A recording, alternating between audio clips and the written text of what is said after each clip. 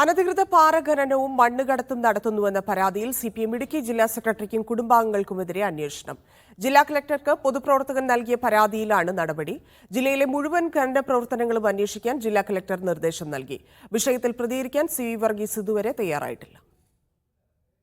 CPM Idukki ജില്ലാ secretary C V Varghese, മകൻ അമൽ, മരുമകൻ സജിത്ത് എന്നിവർ ചേർന്ന് ഇടുക്കി ജില്ലയിലെ വിവിധ താലൂക്കുകളിൽ റോഡ്, കുളം നിർമ്മാണങ്ങളുടെ പേരിൽ അനധികൃത ഖനനവും മണ്ണെടുപ്പും നടത്തുന്നുവെന്നാണ് പരാതി. പോലീസിന്റെയും മൈനിങ് ആൻഡ് ജിയോളജി വകുപ്പിന്റെയും ശ്രദ്ധയിൽപ്പെടുത്തിയെങ്കിലും അതിന് മറികടന്നുള്ള പ്രവർത്തനങ്ങളാണ് നടക്കുന്നതെന്നും പരാതിയിൽ പറയുന്നു.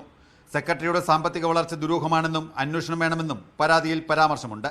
കഴിഞ്ഞ സിപിഎം ഇടുക്കി ജില്ലാ സമ്മേളനത്തിലും സെക്രട്ടറിക്കെതിരെ സമാനമായ ആരോപണങ്ങൾ ഉയർന്നിരുന്നു.